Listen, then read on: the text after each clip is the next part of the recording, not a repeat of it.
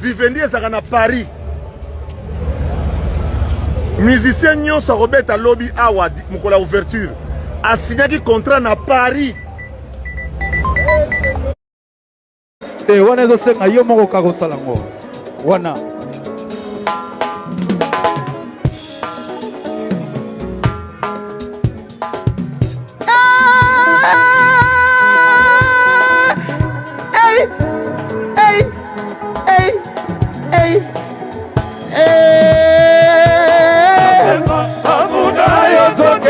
kinango balonde omemiango na bazule afeksona ya kuve okati nokura nazangishele na yo masinanga aliyapema selele yaka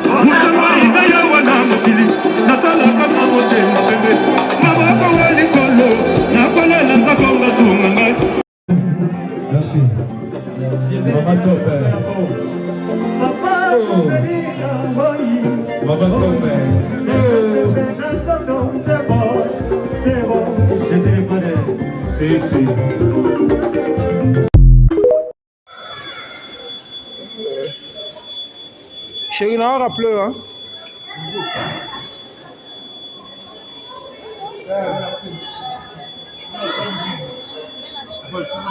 Oh, moi, Zachary. Moi, le fils aîné. Le fils aîné à Zachary. Moi, le fils aîné. Mais père, on a bon marché, ma belle. Non, on aura 5 euros, on a déplacé quartier. 5 euros, on a déplacé. On a déplacé quartier.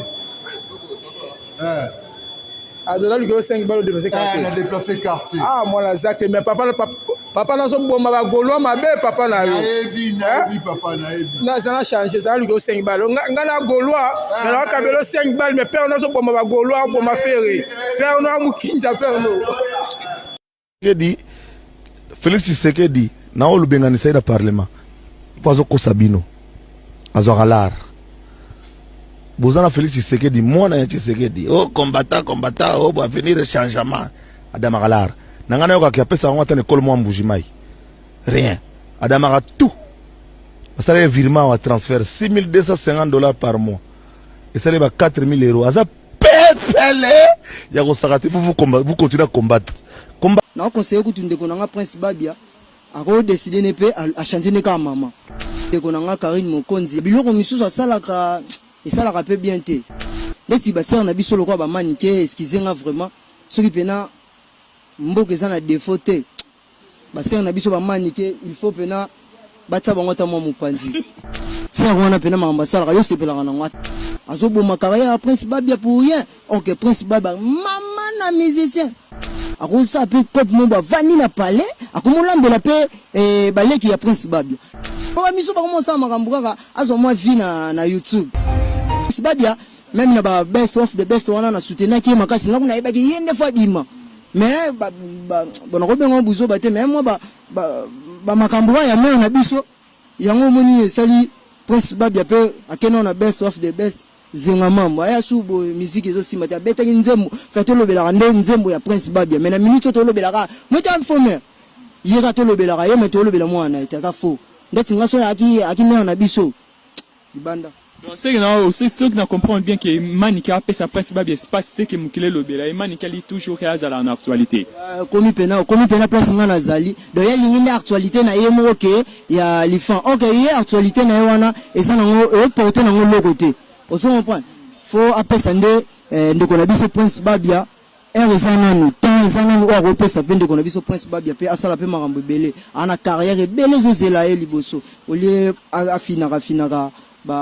ba chance ya ndeko na ngai ya bien te ozo comprendre ngai sala nga plaisir te quoi donc sans polémique ndé na lobango na motema nyonso na lobango na motema taki mama pa siliki pe pardon moi na asiliki pe mama azo yebisa pe mama likambu mama bongisa na linga effort babilo on n'est pas ça la wana mais akena on est na ndenge mo boya bien akotaka moi maturité et ça la bien quoi akotaka moi maturité c'est ça vraiment to comme na biso na souka émission et Kevin Manga Fibroid album Dynasty volume 2 Ezoya juste un petit mot pour la Dynasty volume 2 ouais Dynasty volume 2 il y a les padres de tolobika respect biso nyonso to zelango kaka les padres asala moi mbangu atila biso ngo poto apena na posta to yo album wana po eumeli pe moi mingi to na posta nango vraiment donc et na apena na ebele a recommander te wana po les padres déjà sala ngane makambo na bien na asir ka sala ngo bien ebi ko yemba ayebi mama sala ngo de aumeli na ngaku na posta nena yo kango pona zo suba mayele musu asika donc ndeto zo ki pe ba mayele pa aigle na formule 7 na biso formule 7 na minute o la la boy formule 7 okende boy formule 7 donc félicitations à aigle donc nde pe to yo ka bizorbi dans la sauce bande mo boy les pâtes bo ka pe bor mo boy wana et ça la biso bien quoi mais to ani on a biso c'est les ino on a biso nchango abike na dynastie volume 2 rien de spécial les alelo ka sikape za note faire rigolo aganga ne kanda mesana oganga vena biso c'est les ino oya combattant akoma combattant o boyo ebite to informer nga mais combattant be betendule na mandat na pesi vena nga c'est les ino mbote mwana njili bande mo boye akonva koma ne combattant atika ne ndule mona ke ndule za ngo pema po ndule ne za bongo eza makambwa so fundi mapela makambo vena biso akoma ne combattant bon aponi nzela na ya vena biso na ni bogis bo pema pa koma na ya combattant amoni ka kete esimbi na ngo suta songeli na ndule donc yana ngo makambo na ye mais vena biso ayebi o zoloba yemo ayebi makambo oloba moni ya koma de combattant koma ti trop na makambo ka ya koboya ngomoni même ilikamunyo sando boya na ye kaka donc vena nga c'est le zino la pesi mbote ba popo na yo donc nga na ko commenter ba popo ya vena nga c'est le zino te amukolo ave wana ata mukolo banda pe ndule liboso na nga na pesa c'est le zino conseil mais nga na yebika commander combattant. OK, c'est les zino commander combattant comme na biso na suka ya émission na biso juste un mot de la fin et puis quelques dédicaces. Ouais, mot de la fin, c'est vrai qu'on dit qu'à de Londres et na linga ki na signaler kaka et ba meloman que mixed up Wadimbele saison 2 et to komi déjà presque na suka déjà donc kala mingité et bazoyo ka bisope na mixed up Wadimbele saison 2 et puis et na linga ki na profiter na pesa bambote na bandeko pe ba soutenir nga quoi et na moni déjà Kakit branché et Kakit branché prêt à live et formidable négro le Wololizer Dad Zara Boika donc Galaxy Mr Kin donc babi oyo kana te fo yo kana yo kana moi trop donc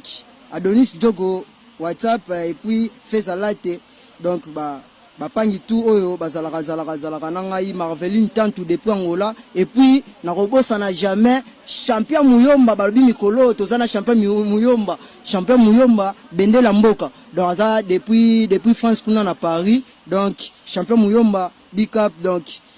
yangana quoi Orange soit 1180 gang et gouverneur Kika donc par rapport à GB Baté quoi toko bien.